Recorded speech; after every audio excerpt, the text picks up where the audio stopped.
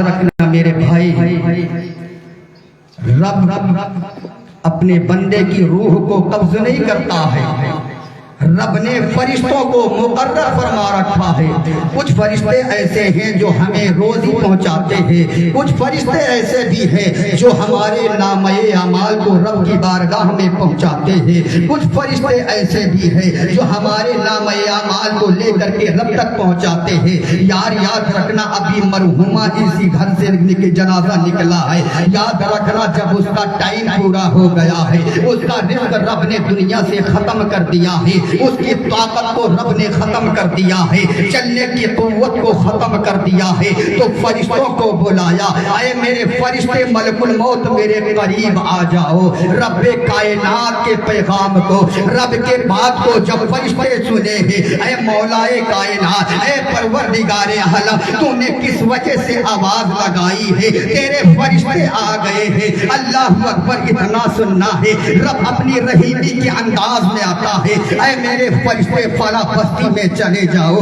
فلاں علاقے پہ چلے جاؤ، فلاں شہر پہ چلے جاؤ، فلاں محلے پہ چلے جاؤ، فلاں کا باپ ہوگا، یا تو فلاں کی بیٹی ہوگی، یا تو فلاں کی ماں ہوگی، یا تو فلاں کی فلاں ہوگی، دنیا سے میں نے اس کا رزق ختم کر دیا ہے، اس کا دنیا سے میں نے رزق روک دیا ہے، اس کا ٹائم پورا ہو گیا ہے، اس کی روح کو قبض کر لو۔ فرشتے ملک الموت آئے ہیں، اللہ اکبر، فرشتے ملک الموت آئے، فرشتے ملک الموت آئے ہیں، اسی بندے کے قریب گئے ہیں جس کو رب نے، جس کے رزق ختم کر دیا ہے، جس کی طاقت کو ختم کر دیا ہے۔ فرشتے دیکھتے کیا ہے کہ اس کا باپ بھی کھڑا ہے، اس کی ماں بھی کھڑی ہے، اس کے رشتے دار بھی کھڑے ہیں، اس کے دوستوں اقارب بھی کھڑے ہیں، اس کے احباب بھی کھڑے ہیں، اس کے چاہنے والے بھی کھڑے ہیں۔ فرشتے عرض کرتے ہیں، مولا تیرے بندے، جس بندے کی روح قبض کرنا ہے، اس کے دوستوں اقارب کھڑے ہیں، اس کے رشتے دار کھڑے ہیں،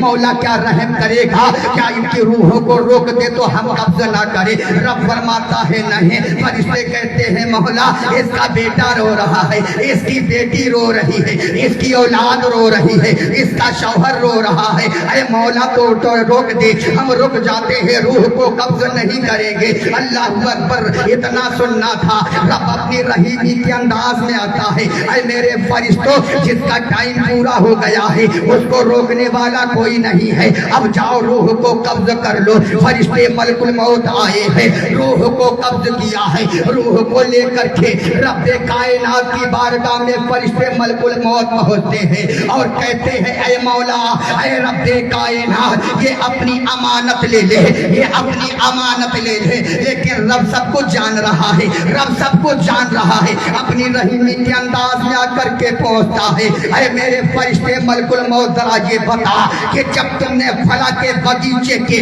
لہلہاتی ہوئی کلی کو توڑا ہے، جب تم نے فلاں کے بغیچے کے لہلہاتے ہوئے پھولوں کو توڑا ہے، تو اس کا مالک کیا کہہ رہا ہے؟ نعرہ رسالت، جشن میلاد النبی، مسلک اعلیٰ حضرت سید انس میاں صاحب قبلہ، نعرہ تکبیر، نعرہ رسالت۔